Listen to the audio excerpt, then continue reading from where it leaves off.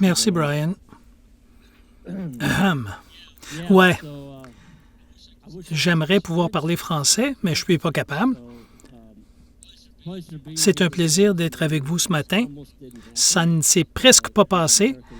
Avec American Airlines, on a un petit pépin, mais je suis ici. Et c'est un honneur. Nous faisons une opération de pâturage dans le sud des États-Unis, au Missouri. On est au début des montagnes Ozarks, donc on a beaucoup d'argile, beaucoup de collines, et vous allez le voir dans un instant. Mais ce matin, la première présentation que je veux vous donner, c'est qu'on est une opération de pâturage. Et on ne fait pas de travail du sol, sauf par nos animaux. Et moi, j'ai commencé en agriculture conventionnelle. J'avais du gros bétail, on avait l'équipement, j'ai obtenu un prêt, j'ai acheté ma ferme et je faisais tout ce que les professionnels me disaient de faire à l'université locale.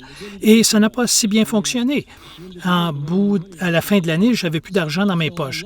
Donc, j'aimais ce que les autres faisaient sur le terrain, mais moi, je voulais savoir comment faire de l'argent. Alors, il y a un dicton dans le pâturage: avant de sauver le monde, il faut se sauver soi-même. Et ce que ça signifie, c'est que si vous n'êtes pas rentable sur votre ferme, vous allez disparaître. Vous ne pourrez pas rester sur la ferme. Donc, il a fallu que je commence à réfléchir de façon non conventionnelle. Donc, l'histoire de Green Pastures Farms, on a presque fait faillite en agriculture traditionnelle. Donc, notre méthode, on met les vaches au pâturage au printemps, on les retrouve à l'automne. Ça ne fonctionne pas si bien. C'est vraiment la régie qui compte. Donc, on a passé à MIG en 1993. J'ai rencontré Jim Garish.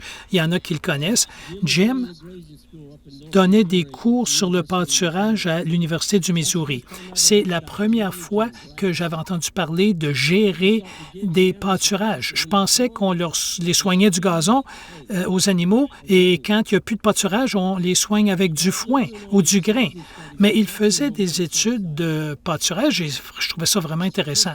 La première fois de ma vie, j'avais l'impression que, voici, on peut gagner notre vie sur la terre si j'apprends à utiliser le pâturage. Donc, on a commencé à faire de la gestion de pâturage intensive et j'ai rencontré Ian Michaelis en 2006. Et c'est un grand de l'Afrique du Sud et il a commencé à nous dire, on n'est pas des producteurs de pâturage. Et j'ai dit, oui, je le suis. Il aurait dit, non, tu ne l'es pas, tu es un producteur de microbes. Ian allait une étape plus loin. Il a appris à s'occuper du sol et de nourrir le sol. Et si on le fait, le sol va nourrir nos animaux. Et si on a des plantes en bonne santé, les animaux vont être en santé et les communautés vont être en meilleure santé. Et ça, c'était une révélation pour moi. J'ai commencé à regarder la vie dans le sol. Et on a commencé à prendre des échantillons de sol et les choses ont simplement explosé.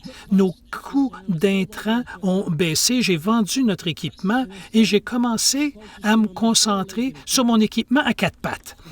4 pattes qui fonctionne sur l'énergie solaire. Et Ian a dit, Greg, si tu as de l'argent de reste, n'achète pas du métal, achète du bétail. Et c'est ce qu'on a commencé à faire. Alors, John et moi, on était dans le domaine du pâturage à forfait. On faisait engraisser les animaux des autres. Et on a commencé à économiser et à acheter nos propres animaux. Alors, aujourd'hui, on est allé de une ferme et on loue beaucoup de terre. Aujourd'hui, nous avons 23 fermes. On est propriétaire de 6 d'entre elles. Il y a des propriétaires qui ont vieilli ou sont décédés. On a pu les acheter et maintenant, on est en mesure de les acheter. Vous devez apprendre à utiliser l'avantage injuste.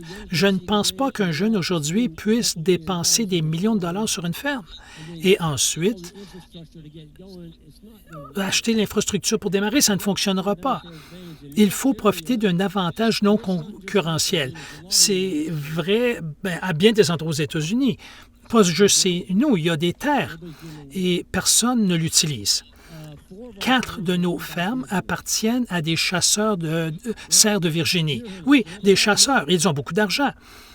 Ils vont payer beaucoup d'argent pour tuer un cerf de Virginie. Oui, ils vont le faire. C'est un peu fou, là.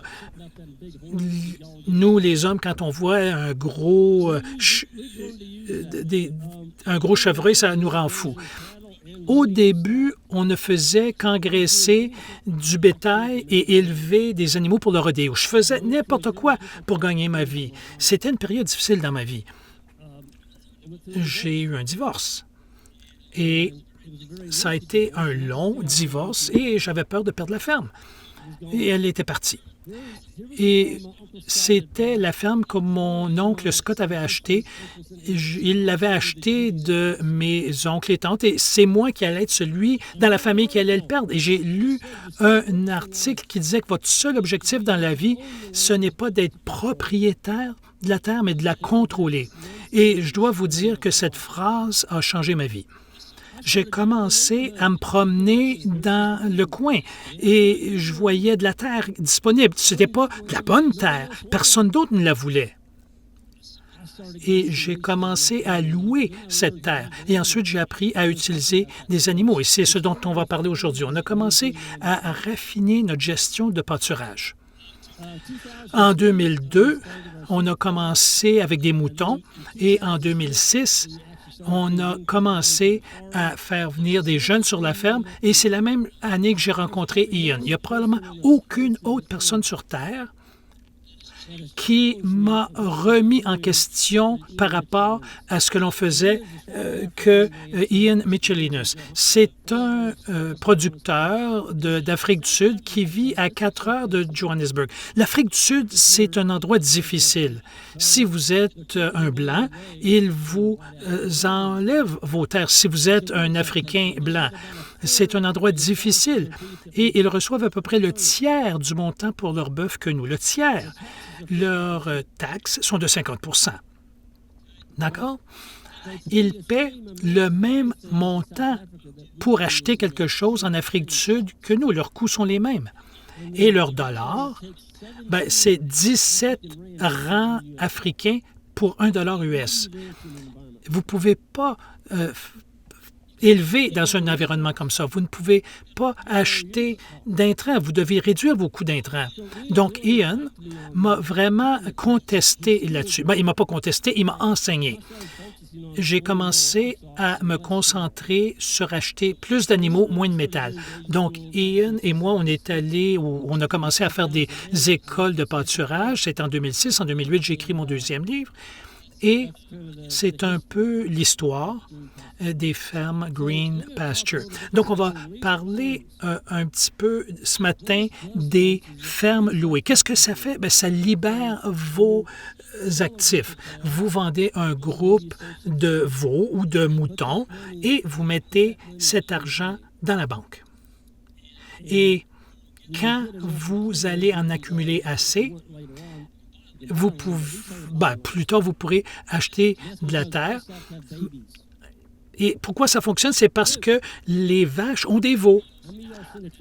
Et essayez de voir un tracteur qui va avoir un bébé.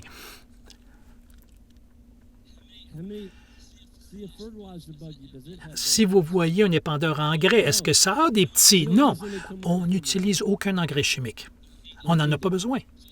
Donc, notre plus gros coût pour élever des animaux, c'est d'acheter de la terre. Et si on la loue, ça nous libère du capital et on peut l'investir pour acheter des animaux. Acheter des animaux, ce sont des récolteurs d'énergie solaire.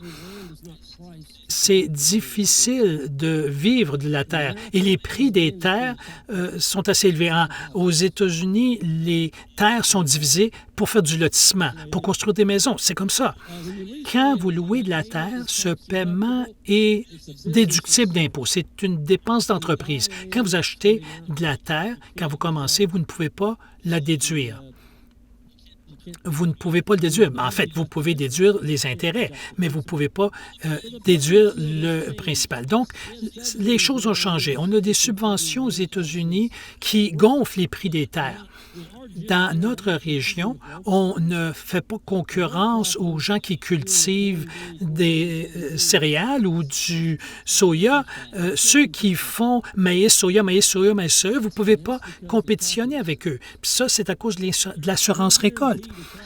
On leur garantit une récolte à tous les ans, qu'ils récoltent ou pas. Donc, ils peuvent miser plus cher pour des terres parce qu'ils vont avoir de l'argent du gouvernement. Donc, le développement aussi des municipalités augmente le prix. Et ça, c'est juste une belle vache. On va en parler un petit peu plus tard.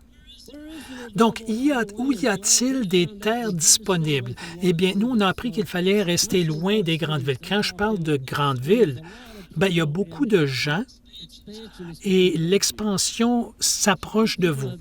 J'ai des gens qui m'ont proposé de la terre près de Columbia. Ça, c'est l'Université du Missouri. Il y a beaucoup de gens qui vivent là.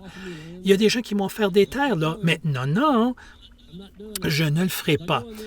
Si je vais là, je vais passer du temps à installer des clôtures, obtenir de l'eau, réparer le sol, et quand tout va bien aller, ben ils vont vous l'enlever. Donc, moi, je reste loin des grandes villes. Au niveau de ce qui m'intéresse, ce sont de louer des terres qui sont laides. J'aime des terres laides. Pourquoi? Parce que personne d'autre ne les veut. Et avec le bétail et des clôtures et un peu d'eau, un point d'eau ou deux, ça fonctionne. Moi, je regarde de petites fermes maintenant. Combien? Bon, je viens de revenir de Nouvelle-Écosse. La première que j'ai visitée, c'est au Nouveau-Brunswick. Et il y avait un type là qui avait 300 acres. On voyait la frontière des États-Unis au bout de sa ferme. Et il était un jeune. Il y avait un jeune qui était là, qui avait 100 acres. Et il avait assisté à la conférence. Et c'était une promenade d'information. Et là, j'ai demandé, avez-vous parlé à ce type-là? Il était à côté un de l'autre. Le jeune n'avait pas assez d'argent pour mettre des animaux sur ses ancêtres. Il l'avait hérité de son père. J'ai dit, allez parler à ce type-là. Écoutez, si vous avez une parcelle à côté de la vôtre et personne ne l'utilise, regroupez vos animaux. Bon, moi, je vais dire bien des choses aujourd'hui et vous allez dire, hey, ce type-là, il est fou. Et c'est bien correct comme ça. On m'a traité de pire nom que ça. Moi, je n'ai pas été embauché pour vous dire des choses que vous allez aimer aujourd'hui. Moi, je vous dis simplement ce que nous, on fait au Missouri. C'est tout. Moi, je suis le producteur agricole, je suis le cultivateur, c'est tout. C'est ce que je suis. Et je vous dis que ces parcelles, ça, c'en est une grosse ici. On a eu un bail de 10 ans sur cette ferme. Et après 1 an, le propriétaire l'a déchiré devant moi. Il a déchiré mon bail. On avait déjà installé de la clôture, on avait mis de l'eau, et ça fonctionnait. Et ça fonctionnait bien. Et après la saison de la chasse, il est venu me voir et il a dit « Ton bail ne vaut rien. Cindy et moi, on en a parlé et on va te donner un bail à vie. » Et ça, c'était au milieu de mon divorce. Et il m'a sauvé la vie. Il a sauvé ma carrière de pâturage, c'est ce qu'il a fait. Et ensuite, il a sorti l'argent de mon bail de sa poche et me l'a donné. Et j'ai dit, écoute, Steve, je ne peux pas le faire. Bien, j'ai dit, si tu ne le fais pas, tu vas me choquer. Donc, je l'ai fait. Mais il avait acheté cette ferme pour en profiter avec ses enfants et pour aller à la chasse aux chevreuils et aux cerfs de Virginie. Quand il m'a donné le bail à vie, je ne vais plus chasser aux chevreuils avec lui parce que je ne veux pas qu'on me tire, parce qu'il a mis dans son testament que ses enfants n'auront pas la ferme tant que je ne serai pas mort. C'est pour ça que je ne vais pas chasser avec lui. Je ne veux pas me retrouver avec une balle perdue. Donc, les propriétaires absents, là, dans le fond, je vous les donne dans l'ordre où je les aime. Et les propriétaires absents, c'est ce que j'aime le plus. S'ils ne vivent pas sur la ferme et je veux y aller, je vais vous dire pourquoi. Et je vois, des photos ici. Moi, j'adore les propriétaires absents. Les deuxièmes préférés, c'est les chasseurs. Mais c'est difficile. La plupart des chasseurs pensent que le bétail détruit la qualité de la chasse. Et je suis d'accord avec eux. Ça arrive si vous utilisez la méthode Columbus, si vous ne les dépassez pas absolument. Ils vont tout détruire. Il n'y aura rien que les chevreuils vont pouvoir manger. Mais quand vous déplacez les animaux, ils sont seulement sur une portion de la ferme. Dans notre cas, pendant des périodes de 8 heures. On les déménage 3 ou 4 fois par jour pendant la saison de pâturage. Pendant l'hiver, on les déplace. C'est vrai, oui, on les hiverne à l'extérieur, on déplace les animaux 1 fois, 2 fois par jour. Pourquoi on le fait? Le gazon ne pousse pas. Pourquoi on les déplace? C'est parce que les animaux profitent mieux quand ils sont sur un terrain propre. On ne vermifuge pas nos animaux. On ne les a pas vermifuges depuis 23 ans. Les veaux n'ont pas la diarrhée. D'où ça vient la diarrhée? C'est parce que les veaux touchent au fumier. Une vache se couche dans son fumier, le fumier se retrouve sur le pied, le veau se contamine. Les agriculteurs amateurs. J'aime les agriculteurs amateurs. Ils sont propriétaires parce qu'ils aiment ça. Les agriculteurs à la retraite sont assez bons. Un agriculteur à la retraite a vécu sur la ferme toute la vie. Ses enfants en veulent peut-être pas. Ils vivent en ville. Peut-être qu'ils ont eu un emploi plus payant ailleurs. Ils ne sont pas intéressés. J'embarque.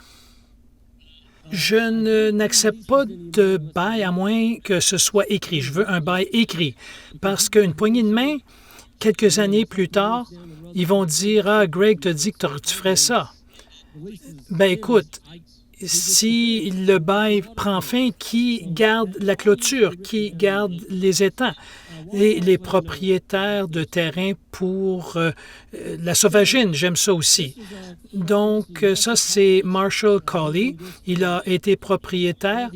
Il est né et mort sur cette ferme. Il est mort à 93 ans. Et Marshall avait 25 vaches et un taureau sur cette ferme-là pendant 75 ans. Bon, pas le même troupeau, mais vous comprenez ce que je veux dire. Et il utilisait la méthode Columbus. Si vous allez sur sa ferme, à l'époque, vous pouviez frapper une balle de golf et la voir rebondir. C'était dur comme du ciment. Alors, la première chose qu'on a fait, John et moi, quand on a pris la ferme, c'est qu'on lui a donné un congé sabbatique. On l'a laissé reposer, on lui a donné le temps de pousser. Et ensuite, je vais vous montrer ce qu'on a fait. Quelque chose d'incroyable est arrivé. Ça, c'était chez Marshall. C'est du foin pendant l'hiver. Il y avait du pâturage. Typiquement, on déroulait du foin et ça nous permettait d'étirer notre réserve d'hiver. Bon, moi, je suis propriétaire des propriétés qui ne servent pas. Je veux pas d'infrastructure sur mes terres. S'il y a un enclos fonctionnel, une route dure, de l'électricité, de l'eau, vous n'avez rien à offrir à ce propriétaire. Vous allez être obligé de payer beaucoup plus. Tout le monde va vouloir cette ferme.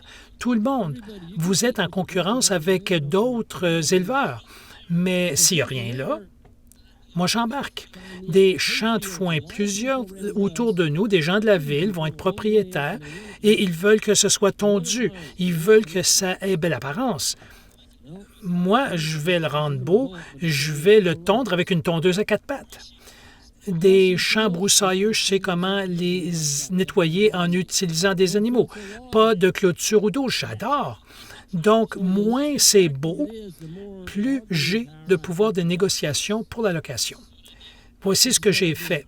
J'ai conduit 10 000 autour de chez nous. Ensuite, je suis allé à la cour et s'il y avait des terres qui m'intéressaient, j'ai regardé qui était le propriétaire. Ça, c'est un nouveau qu'on a eu en 2017.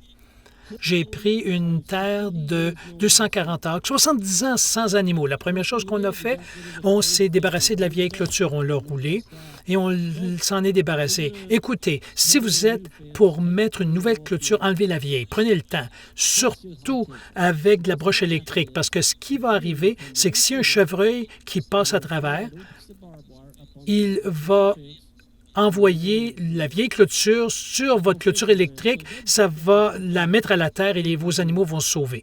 Donc, prenez le temps de vous en débarrasser. Bon, les entrées, ça, c'est le plus important, surtout avec des propriétaires qui viennent de la ville. Quand ils viennent à la ferme, le mari va dire, « Chérie, voudrais-tu ouvrir la clôture? » C'est pas lui qui va le faire. Assurez-vous qu'il y ait une roue sur la clôture. La clôture est lourde, la barrière est lourde, et si c'est difficile à ouvrir, l'épouse ne sera pas heureuse. Donc, mettez une roue et arrangez-vous pour que ce soit beau. Bon, nous, on va construire des étangs s'il n'y en a pas. On est sur un argile lourd. On a environ 2 pouces de terre arable et en dessous, c'est de l'argile. Et de l'argile, c'est bon pour faire des étangs. Mais ne laissez pas les animaux aller dans l'étang. Ça, c'est un propriétaire absent et jetons sa cour. Ça, c'est sa cour. Et il m'a dit, je ne veux pas voir une empreinte de sabot dans l'étang. Il a une prise d'eau, donc ça, c'est une prise d'eau, et j'ai ajouté un réservoir d'eau. Je regarde toujours ce qu'il y a de l'autre côté de la rue, les autres agriculteurs. Ouais. Donc, j'ai regardé celle-ci et c'était plein de genévriers. C'est des genévriers de Virginie. Et les genévriers, c'est acide. Ils perdent leurs aiguilles et ça tue essentiellement le sol. Et quand j'ai regardé cette ferme, il essayait de faire de l'élevage dessus. Et les gens lui disaient non, non, non. Moi, je l'ai regardé et je les ai coupés avec une tronçonneuse à ras le sol et ensuite on les a envoyés dans les ravines. Ça a fait un habitat pour les lapins. Moi, j'aime les lapins, je l'avoue. Qu'est-ce que nos coyotes mangent, pensez-vous? On n'a pas de prédation sur nos moutons, savez-vous pourquoi? Parce qu'on nourrit les coyotes. Et je ne brûle pas les genévriers, je les envoie dans les ravines et les lapins élèvent leurs jeunes et des souris. Et je vois cette fétuque et là, je me dis, hey, tout ce que j'ai besoin de faire, c'est de me débarrasser des genévriers et peut-être faire venir des porcs. Écoutez, ça, ce sont des Berkshire et on les a habitués à une seule broche électrique. Et là, si vous voulez mettre des porcs au pâturage, si vous avez de la pluie, évitez ça. Parce que s'ils se mettent à le labourer, ça va vraiment avoir l'air dégueulasse. Mais pour éviter qu'ils labourent trop, on a mis un anneau dans leur nez. Ça, c'est les mêmes terres l'hiver. L'hiver, on est en train d'accumuler du carbone. Moi, je mets du foin là-dessus. Et ça, c'est la même ferme 2 ans plus tard. Bon, la broussaille est disparue, il n'y a plus de broussaille, et ce sont les animaux qui ont fait le travail. J'en ai fait une partie. Là. Se débarrasser des genévriers, c'est pas facile. Mais les animaux ont fait le reste.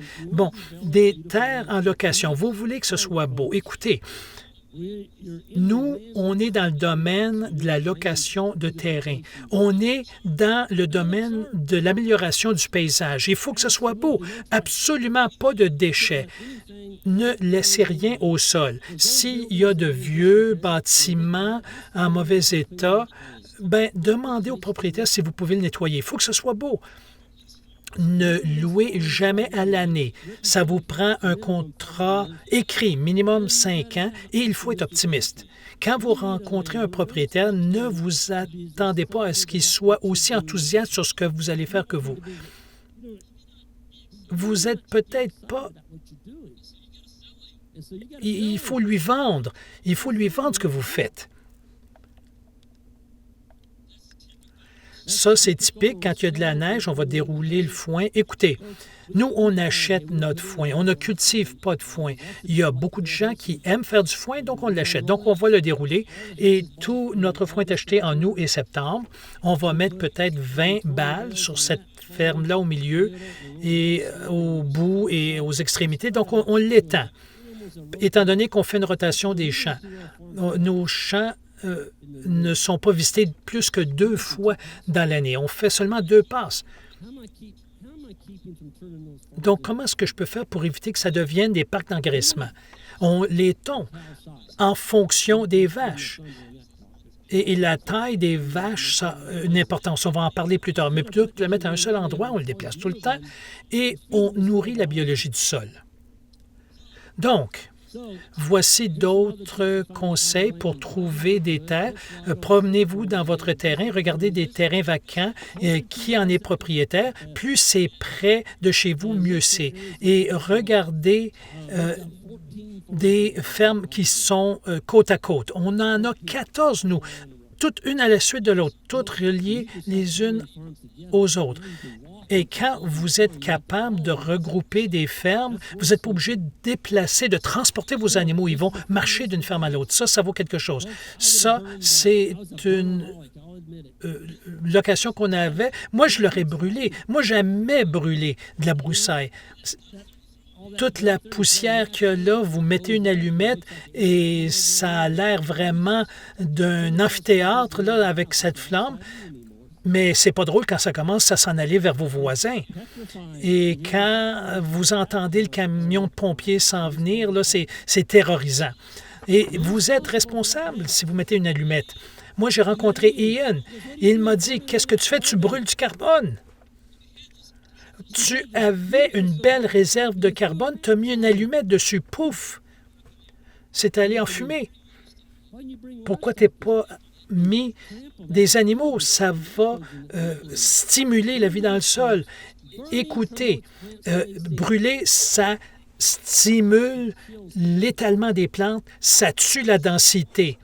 Élever, ça stimule la densité, ça les rapproche. On est là pour faire des plantes. On en a besoin de plus. Bon, je ne dirais pas que vous ne pouvez pas brûler, mais je sais qu'on le fait trop. On le fait trop souvent aux États-Unis. Il y en a qui brûlent tous les ans.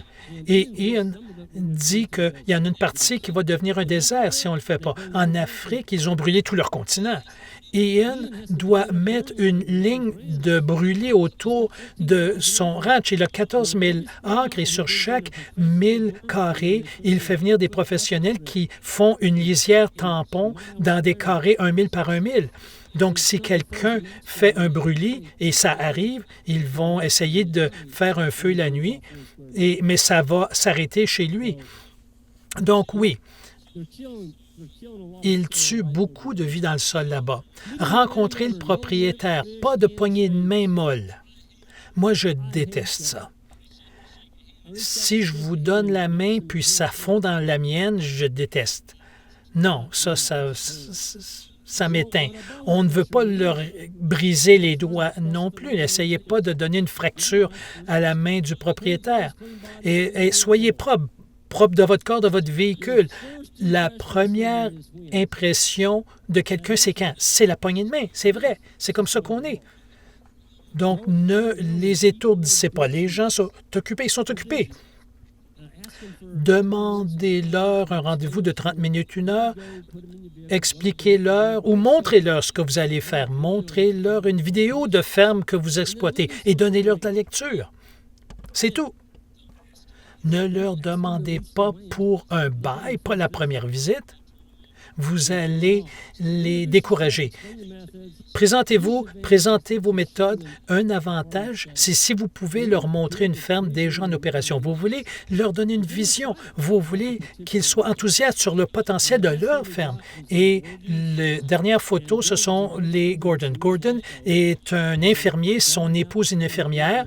Et moi, quand je leur ai montré notre ferme, il m'a regardé, il a dit « Ma ferme va ressembler à ça. » J'ai dit « Ouais, si tu me donnes de 3 à 5 ans. » Il m'en a donné 10.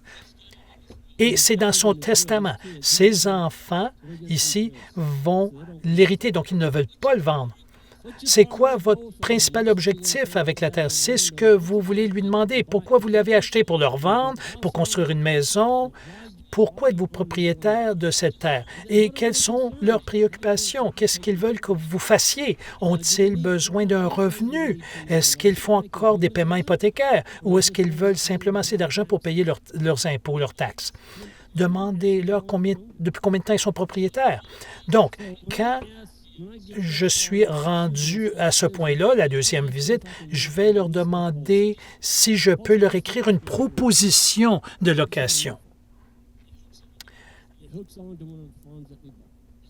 Moi, j'ai déjà vu quelqu'un, il a acheté une ferme, il n'a rien fait sur sa ferme et il avait du pâturin, j'ai dit c'est bien beau et il m'a dit, ben moi j'ai acheté ça pour ma fille, c'est dans mon testament. Moi, je ne construirai pas de maison dessus, moi, elle va l'obtenir quand je vais mourir. Donc, moi, je l'ai loué et ben, il est en bonne santé. Il va peut-être vivre un autre 20 ans. J'espère que oui. Bon, proposer des locations le plus longtemps possible. Il y en a qui ne veulent pas plus que 5 ans, mais proposer le plus possible. Savez-vous à quelle vitesse une année passe? Brian, quand on vieillit, les années passent plus vite, n'est-ce pas? On a 20 ans et on a l'impression que ça prend une éternité à arriver à 21. Et on se réveille et on a 30 ans. Et wow! Donc, demeurez flexible et soyez prêts à faire des compromis. Pas de location sur parole, écrire votre bail, il faut que ça soit signé par les deux parties, il faut détailler ce qu'il doit faire. Et moi, quand je signe un bail, j'envoie des photos. Avec ce type, j'ai signé un bail jeudi. Et je lui ai déjà envoyé une photo. Il est vraiment heureux. Ce type, c'est un bûcheron. Il est un bûcheron professionnel. Il est encore en train de bûcher et il a environ 70 ans. Donc, on est allé sur le 4 roues et on a visité un enclos parce que j'ai la ferme à côté de chez lui. Il a dit, « Greg, comment vas-tu déménager ces vaches-là dans cet enclos-là? » J'ai dit, « Regarde, j'ai déroulé ma broche et je lui ai dit, « Wouh! » Et elles s'en viennent. Et là, il m'a dit, « Comment t'es entraîné à faire ça? » Bien, vous le savez, moi, je parle aux convertis, mais les vaches s'habituent à faire ça. Voilà nos locataires à vie, Steve et Cindy. Ils vivent à Dallas, au Texas. Steve est propriétaire de 3 vaches dans notre troupeau. Je lui ai vendu des vaches. Et il a des enfants, des petits-enfants. Ils ont eu leur premier arrière-petit-enfant. Oh, désolé. Non, c'est un petit-fils. Et ils fournissent de la viande à leurs enfants, de la viande nourrie au pâturage de leur ferme. Et ils vivent à Dallas, 10 millions d'habitants. Et il y a entre Fort Worth et Dallas 10 millions d'habitants. Et il a sur son bureau une photo de sa ferme. C'est un producteur, un éleveur. Il a dit, « Regardez, je suis éleveur, regardez, voyez mes vaches. » Et il m'appelle au moins 2 fois par semaine. Et quand il m'appelle, il dit, « C'est pour avoir ma dose de Missouri. » Il dit, « Je m'ennuie ici à Dallas, ça me prend ma dose de Missouri. » Maintenant, je suis les oreilles et les yeux de ce propriétaire. Steve et Cindy peuvent dormir tranquillement parce qu'ils savent que je m'occupe de leur terrain, que je chasse les intrus. Et leur congélateur, ils retournent au Texas avec un congélateur plein de viande. Alors, faites des améliorations à tous les jours. Quand ce bail est signé, faites du travail. Allez-y. Vous êtes assez chanceux d'avoir une location. Nettoyez les lignes de fossé, nettoyez les sentiers. Montrez-leur que vous êtes là. Nous, on a beaucoup de responsabilités civiles, donc on a un avenant sur notre assurance habitation. Est-ce que je vais être responsable, par exemple, si mes vaches sortent de l'enclos? Ben moi, j'appelle mon assureur, je lui donne une description légale de la ferme et puis je lui dis, ben écoute, signe-moi un avenant pour cette ferme-là. Je ne sais pas c'est quoi la loi au Canada, mais c'est quelque chose qu'il faut vraiment faire. N'installez pas des animaux tant que vous n'êtes pas prêt. Et quand je dis prêt, ça vous prend une clôture de périmètre.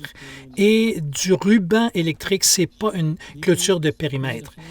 J'ai fait beaucoup de consultations, j'ai visité beaucoup de fermes, et si je vois que c'est un ruban sur un poteau d'acier, je dis ça, c'est pas une clôture de périmètre. Un chevreuil peut courir à travers ça et vos vaches vont être sur l'autoroute. Au Missouri, si vous frappez une vache, c'est le cultivateur qui est responsable. Au Montana, au Wyoming et au Nebraska, si vous frappez une vache, c'est vous le responsable parce que c'est du pâturage ouvert. C'est la loi. Bon, déterminer qui va payer pourquoi. Les propriétaires ne veulent peut-être pas dépenser de l'argent. Peut-être qu'ils font encore des paiements sur leur ferme. Et c'est vous qui arrivez et vous dites, on peut vous installer des animaux, mais on va avoir besoin de ceci et cela. Là, vous dites, wow, un instant. Moi, je ne dépense rien. Bien, c'est correct.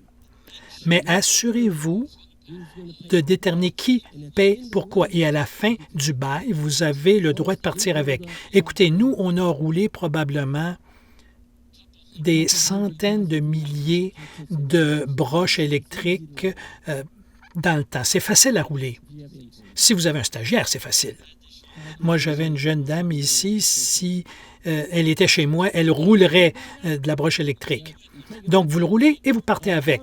Bon, du barbelé, des clôtures en broche carottée, c'est plus difficile, c'est plus permanent. Bon, alors tous ces coûts peuvent être déduits de la location. Les ressources disponibles, réparer les clôtures existantes, qui fait ça?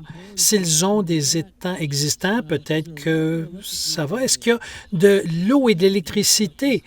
Ça serait bien si j'en avais. Mais je peux creuser un étang. On a beaucoup d'aqueducs ruraux dans ces routes de campagne. Bien, je vais mettre un compteur d'eau et je vais payer pour l'eau, si la propriété en vaut la peine. L'électricité, bien, vous n'en avez pas besoin à 100 %. Nous, on vient d'acheter 140 acres au mois de mars et c'est tout solaire. Il n'y a pas d'électricité là-bas. Et le chargeur solaire, c'est un gros. Si vous n'y touchez pas, Joel, c'est mon stagiaire, et Joel est en train de travailler à côté. Il était juste à côté du chargeur et il l'a touché avec son coude. C'est comme un coup de 12 qui vous frappe. Donc, il a vraiment reçu tout un choc. Donc, clôture de périmètre, amener les animaux. Les animaux, c'est notre outil, c'est nos travailleurs. Donc, si vous avez de la broussaille, nous, on avait un vieux champ de fétuc qui avait du chaume de 40 ans. C'était des vaches qu'on faisait élever à forfait, des Angus. Et bon, même l'hiver, c'était un peu vert, mais il y avait beaucoup de chaume. Donc, le propriétaire était préoccupé que ces vaches allaient maigrir. Donc, on a acheté des blocs protéinés. Bien, il faut faire ce qu'il faut faire. Nous, on n'utilise pas des blocs de sel protéinés, mais ce propriétaire voulait s'assurer que ces vaches allaient quand même maintenir leur poids.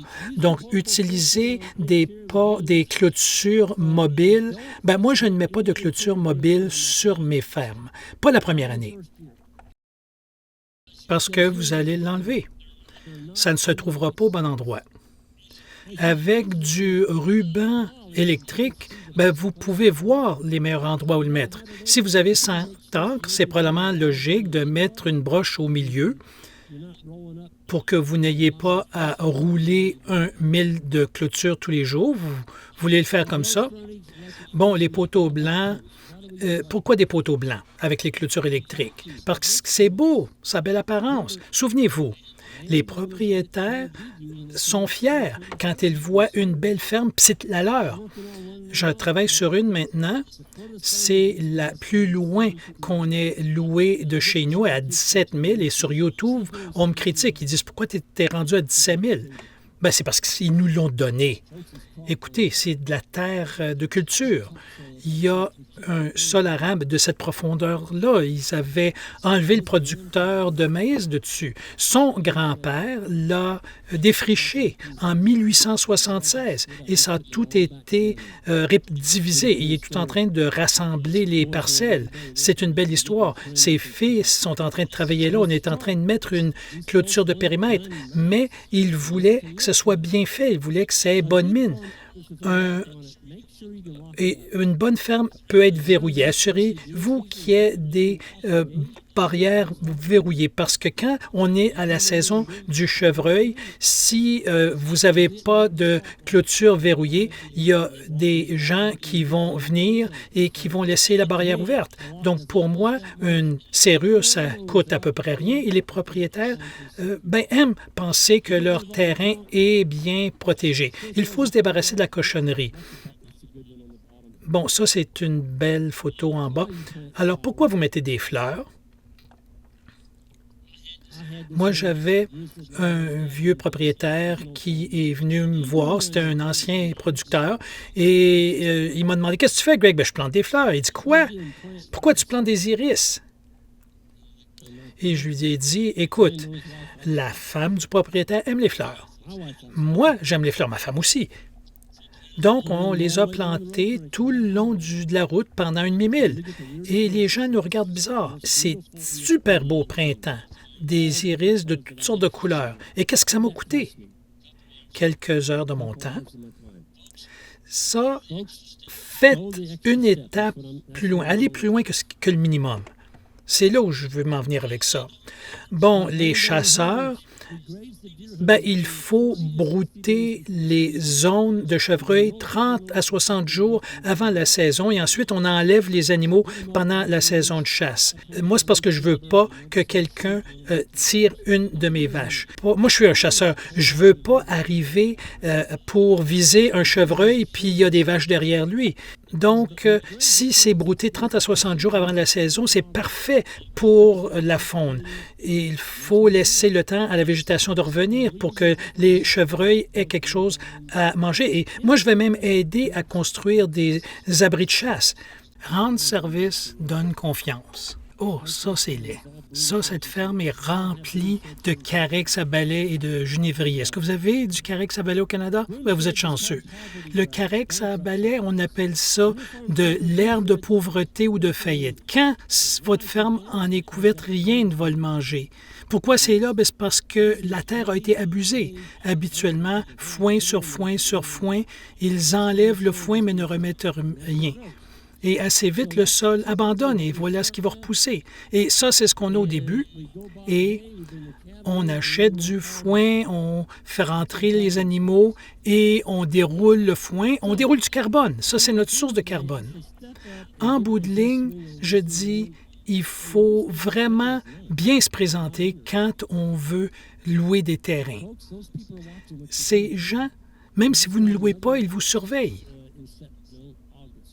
Nous, on vient d'avoir une nouvelle ferme en septembre ou en août et je l'ai approché il y a 2 ans et c'était un champ de foin. J'achetais son foin.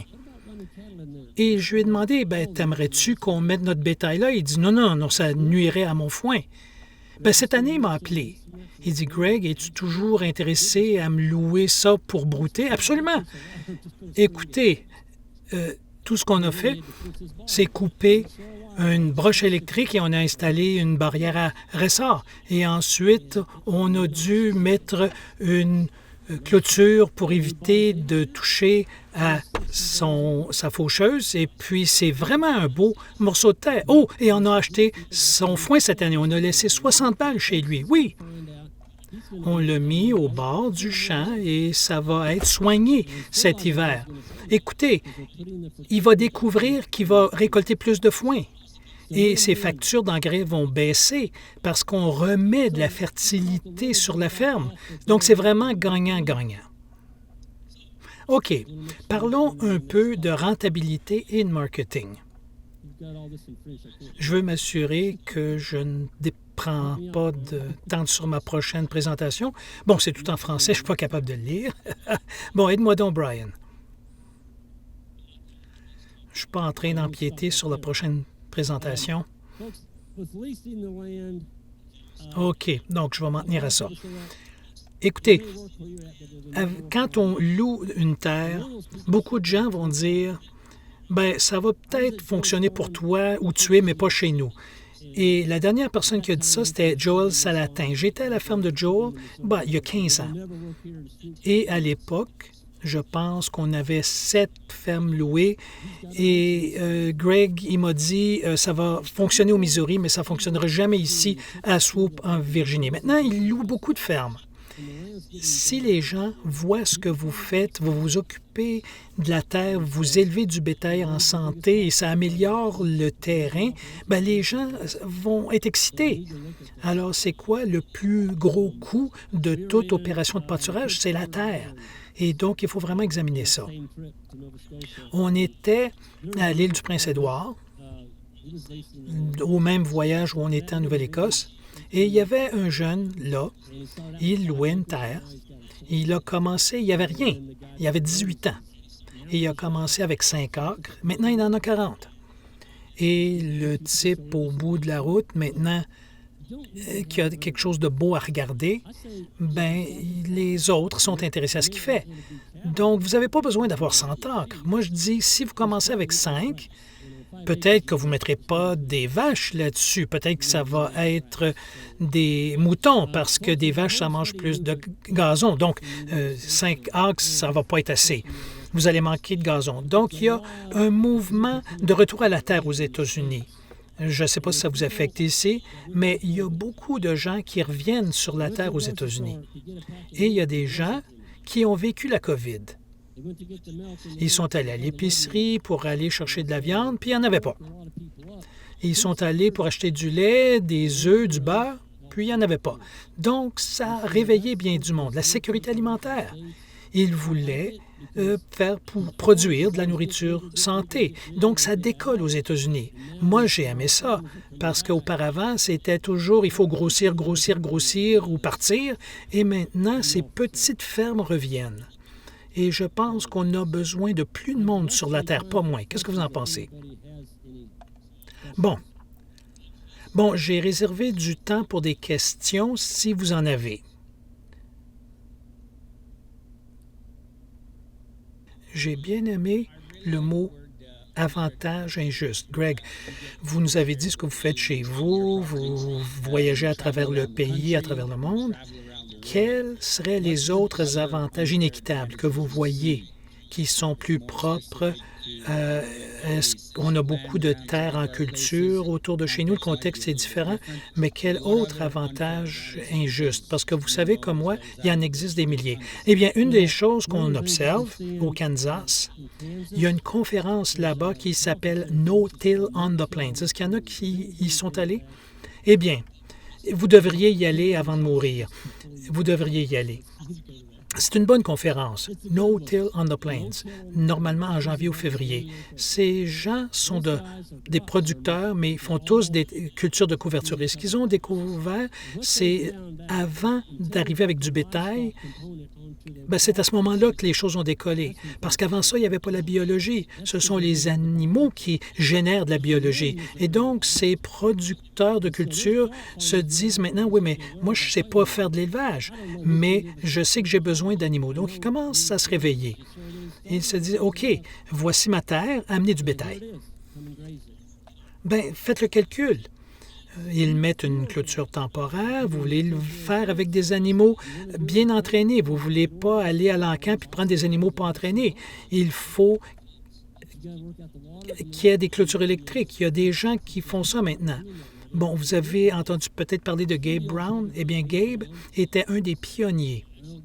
En fait, c'était Dave Brandt, le pionnier. Dave est décédé suite à un accident. Mais Dave Brandt, il m'a fait un commentaire. Il a dit, « Greg, quand j'ai acheté les animaux, ou que je les ai amenés sur ces cultures de couverture, Dave Brandt, certains de ses pâturages avaient 20 de matière organique. Et certains de ces champs en culture, 20 de matière organique. Savez-vous, c'est quoi la teneur moyenne en matière organique dans les prairies aux États-Unis? 1,5 %. Avant les colons, quand il y avait des bisons, c'était à 25 %. Écoutez, l'agriculture le fait disparaître. Nos pratiques agricoles sont dures sur le sol. On a besoin de plus de plantes vertes. Et certains de nos avantages injustes, et si vous savez comment faire brouter vos animaux et que vous avez des animaux dociles, ben, mettez-vous à la recherche de rafles de maïs. Si quelqu'un a récolté son maïs, mettez des animaux là-dessus. Et il y en a qui disent, ah, les animaux vont compacter le sol. Comment on fait pour éviter ça? On les déplace. Ian dit, la compaction, c'est une fonction du temps. Ils ont été là combien de temps? Ben, déplacez-les. Déplacez-les à l'autre bout du champ. OK? Moi, j'ai détruit certains de mes pâturages par accident. Quand vous avez 350 à 400 têtes et qu'il pleut 3 pouces dans la nuit, eh bien, à quoi va ressembler le pâturage le lendemain matin? OK, mais imaginons que c'est sur un arc. Ça va quand même avoir l'air plutôt laid, mais quand vous allez revenir au printemps, bien, vous avez l'impression de marcher sur de la mousse de tourbe. Ce n'est pas compacté parce que je les ai déplacés. Ian dit, pensez-vous que les bisons se regardaient quand il pleuvait et se disaient, on va rester ici? Non, ils se sont déplacés. Le mouvement, il faut les faire bouger. Donc, un autre avantage inéquitable, ce sont les moutons. Les moutons, on peut en mettre plus pour chaque unité de vache. Une unité bovine, c'est 1000 livres. Donc, pour chaque unité bovine que vous avez sur votre ferme, vous pouvez avoir 7 moutons, 7 brebis. Elles ont des jumelles, des jumeaux.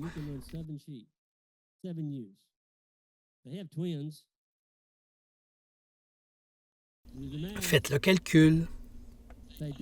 S'il meurt, tant pis.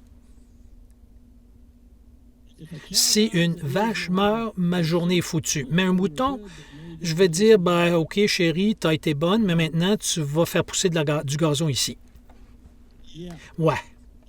Ça, c'est un avantage inéquitable, les moutons. Les moutons améliorent les pâturages à vaches. C'est parce qu'ils se débarrassent de la broussaille, les plantes épineuses. Ils vont manger des mauvaises herbes. Vous prenez des mauvaises herbes et vous les transformez en moutons. C'est un avantage inéquitable. Greg, quand vous louez une terre, pas quand c'est vous qui louez, mais quand vous êtes le locataire, comment gérez-vous les propriétaires qui ont des pistes, par exemple une piste pour marcher ou au niveau des clôtures ou des barrières? Qu'est-ce que vous faites s'ils les laissent ouvertes ou pas? Bien, écoutez, les pistes de randonnée, si c'est au milieu d'une prairie, c'est un peu un problème, mais pour les pistes de marche, je le dis, bien, allez-y, mais faites attention où vous mettez les pieds. Mais sérieusement, toutes les barrières, je les laisse ouvertes. La seule qui est fermée, c'est celle où les vaches se trouvent. Donc, s'ils se promènent en 4 roues, ils n'ont qu'à descendre une fois pour ouvrir une seule barrière. On ne laisse pas les animaux aller dans les étangs. Il y a beaucoup de propriétaires qui aiment pêcher. Donc, on met des poissons dans les étangs pour créer un habitat. Donc, il faut évaluer chaque propriétaire. S'il a trop d'exigences, ça ne fonctionnera pas. Vous dites, bon, désolé, ben, je ne pense pas qu'on va pouvoir travailler ensemble. Pour les clôtures à 2 mètres, de la broche en métal. Ah oui, oui. Pour les clôtures de périmètre, oui, absolument. Et pour les clôtures à 4 broches, c'est courant, mise à la terre, courant, mise à la terre, 5 broches de haut. Si vous touchez à ces clôtures, peu importe que ce soit sec ou pas, les animaux vont avoir un choc. Ça, c'est important. Moi, je vois nos vaches le matin et la broche est au sol. Et on entend faire toc, toc, et tous les animaux la regardent. Et il y a du bon fourrage juste de l'autre côté, mais elles ne la traverseront pas. Ça, ce sont des animaux entraînés. Et ils ont tous reçu un choc. Ouais.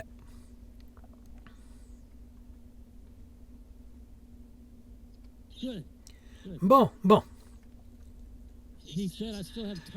Il me dit que j'ai encore le temps de traiter la rentabilité et le marketing. Est-ce qu'il y a d'autres questions sur l'allocation avant de changer de sujet? Oh, vous en avez une, allez-y. Oui, Greg. Juste une question. Est-ce que vous faites du sursemis dans vos champs des fois, simplement pour les rafraîchir? Bon, est-ce qu'on fait du sursemis quand on loue une nouvelle ferme? Ah non, ou si les vaches sont là depuis un certain temps. Bien, le seul ressemage que l'on fait, c'est quand il y a des parcelles pour les chasseurs de chevreuils. On va mettre environ 3 livres de trèfle rouge à la volée. Mais sinon, je ne mets pas de semences parce que la meilleure banque de semences que vous avez, c'est celle que Dame Nature a mis. On ne le broute pas correctement. C'est pour ça que ça disparaît. Si vous voulez mettre de la semence, allez regarder ce qui pousse sur le bord du fossé parce que c'est adapté. Maintenant, si c'est du Sericea spedeza, quelque chose comme ça, mettez pas ça. Vous allez découvrir les plantes qui sont adaptées. Moi, j'allais dans des catalogues de semences. J'ai dépensé beaucoup d'argent au début de ma carrière pour acheter de la semence. Beaucoup d'argent au début de ma carrière pour acheter de la semence. Et ça va être bon, ça va donner un gain de 4 livres par jour, etc. Et je dépensais de l'argent en me disant, hey, ça va m'enrichir. Eh bien, devinez quoi? Il y en a qui n'ont même pas germé. Ce n'était pas adapté à ma région. Donc, faites attention quand vous semez. La meilleure semence, c'est celle qui est déjà dans le sol. Il faut la stimuler avec les sabots des vaches ou des moutons. C'était une bonne question. Marketing, rentabilité, vous devez identifier votre vaisseau amiral. Qu'est-ce que j'entends par ça? Qu'est-ce que vous aimez? Quand vous levez le matin, qu'est-ce qui vous motive? J'ai parlé à cette dame. Elle adore les bovins de boucherie. Elle dit qu'elle se lève à 6 heures. On n'a pas besoin de la forcer. Elle est prête à y aller. C'est de ça dont je parle. Si on avait un gars qui est venu à l'école et il nous parlait de moutons. Ah oui, j'ai élevé des moutons pendant 20 ans, mais je ne suis pas capable de les endurer. Quoi, vous avez jamais mangé un mouton? Ah non, c'est dégueulasse. Non. OK. Il n'aimait pas les moutons, mais il était dans ce domaine-là. Moi, je ne sais pas, là. Donc, toute entreprise supplémentaire devrait compléter le vaisseau amiral.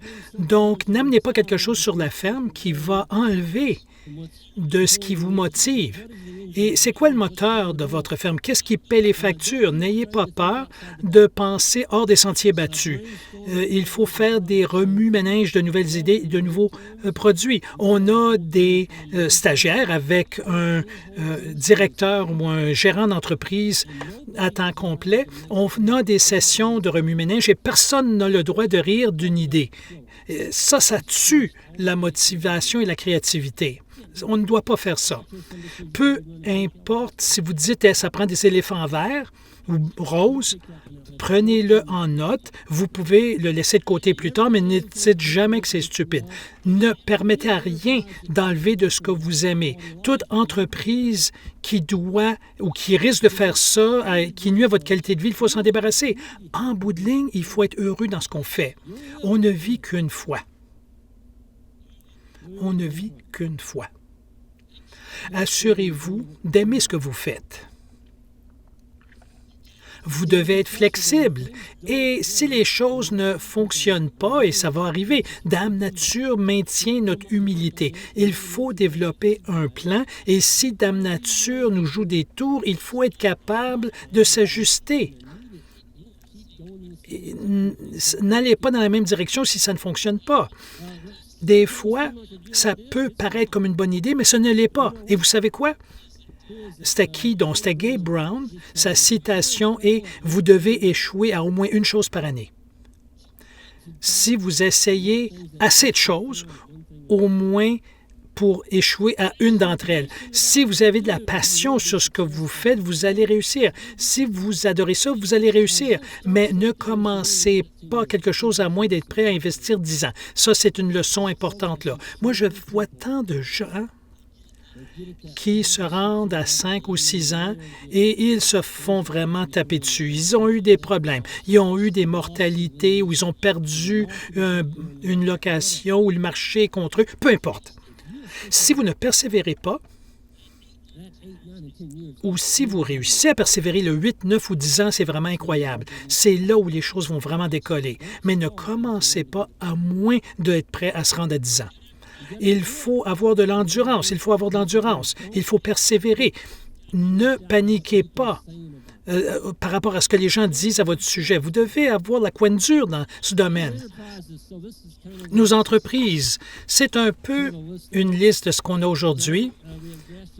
On a de la génétique adaptée à l'herbage, des vaches, des taureaux, des tares, des bouvillons à l'engraissement. J'ai mis les tares 2 fois. De bouvillons engraissés à l'herbe, des demi ou des quartiers entiers. On ne vend plus par coupe. J'en avais inspecté par l'USDA, mais je n'aimais pas vendre des coupes au marché public. J'aimais mieux être avec mes vaches. Donc là, on se concentre sur le troupeau et c'est là où notre projet a commencé. Donc, les animaux à l'engraissement, on vend des animaux à 600 ou 800 livres et maintenant, on vend de la semence d'animaux adaptés à l'herbage et ça a été un gros morceau. Écoutez, les gens qui sont propriétaires de 5 à 7 vaches se disent que ce n'est pas économique d'être propriétaire d'un taureau. Et si vous avez un bon taureau, vous pouvez vendre sa semence. C'est ce qu'on fait. Et bon, les ventes d'animaux de réforme, je n'ai pas de règles sur moi, là, mais je suis le prédateur. Moi, je garde un crayon et un carnet de notes et je fais le tour. Et j'inspecte mes animaux à tous les jours. S'ils ne performent pas, on doit s'en débarrasser. Et plus vous attendez, ils vont perdre du poids, peu importe. Elles ne vaudront plus rien. Il faut s'en débarrasser. Ne donnez pas de nom à vos vaches. Ça les rend plus difficiles à vendre. On s'attache.